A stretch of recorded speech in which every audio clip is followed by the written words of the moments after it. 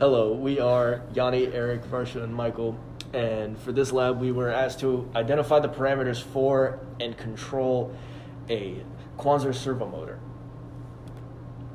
Now, just a slight overview of our presentation. So first we're going to give some background information and just derivations, and then we're going to move into our methods and how we collected data, give summaries of that data, discuss how we analyzed the data, and how we used those conclusions to come to our conclusions.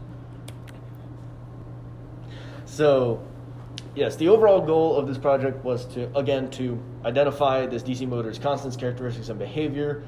We operated under some assumptions. One, that the friction is negligible. Two, that the armature inductance is negligible, and I'll talk a little bit more about that later. And also that the voltage was symmetric the voltage linear working range was symmetric about the y-axis. Also, this was with the objective of obtaining the motor gain constants Km and the motor time constant Tm within that linear range that I talked about, both for no flywheel mass and with another flywheel mass added. Again, to verify the validity of those assumptions that I just stated and to define how those nonlinearities affect the system and to find, again, the linear working range. Now, some background for our project was, first off, here's the DC motor model that we just worked with from Kirchhoff's voltage law. You can see just a basic equation of motion. Taking other properties of motors such as back electromotive force, torque, current constant, and motor balance on load.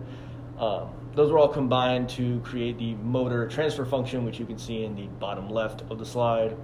And from there, we just simplified using the assumption that the armature inductance is negligible in order to get this linear working model of Km over TMS plus 1, and Km being the motor gain defined as you see on the bottom right, Tm being motor time constant as you see defined on the bottom right.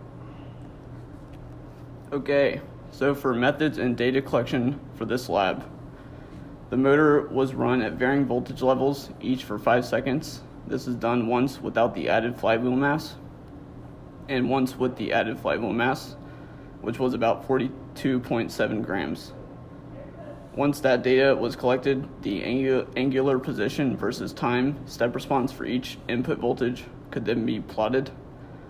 By analyzing the full range of steady state, angular velocity versus input voltage, the dead zone and saturation limits for each input voltage could then be calculated.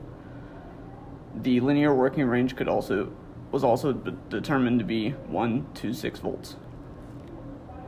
Here's the step responses for no flywheel mass and for each input voltage, and the time constants were averaged to be about 0.0966 seconds. And for no flywheel mass, here's the steady state versus input voltage graph, and a York regression was fitted for this graph to get the slope of the motor gain constant Km to 57.2349. So once again, we plotted the angular velocity versus time with an added mass to the flywheel. And so by averaging the time constant for each steady state angular velocity with the new mass added, the new motor time constant was determined to be 0.1526 seconds. And then again, we were able to isolate the linear region of the steady state angular velocity versus the input voltage plot for the motor with the new added flywheel mass. And the motor gain constant could then be determined, which was 57.154.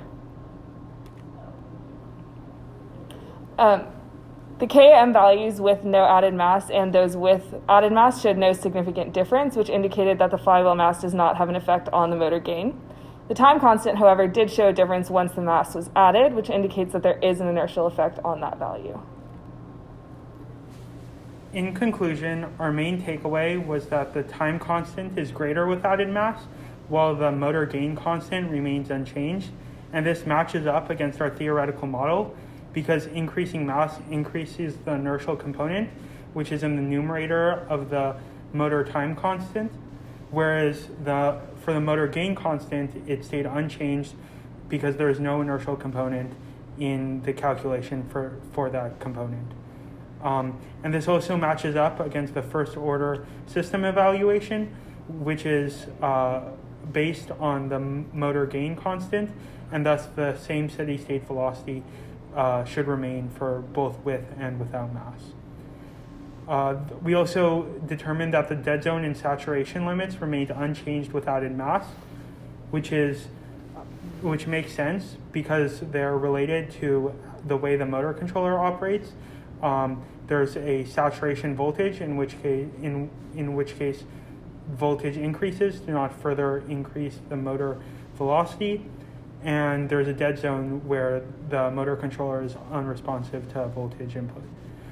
There are also frictional effects, and so all of these effects together are all unrelated to mass, and therefore these dead zone and saturation limits should remain unchanged with added mass.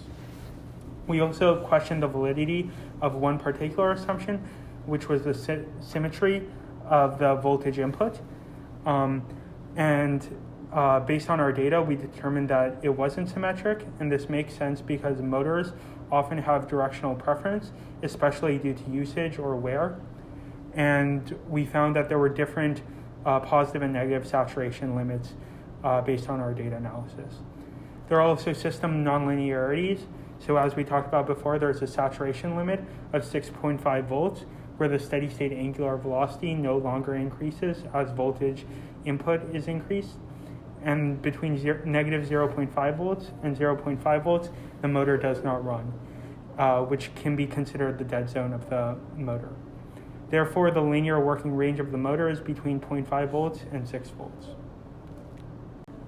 We also came up with some additional ways of improving our experimental methodology in the future. In particular, finer VN tuning, especially around the dead zone and the saturation voltages, would give us a better idea of what the accurate linear working range of the motor is for our analysis. And recording data using an additional defined mass would help to further corroborate the behavior trends we analyzed and concluded on. And these are our references.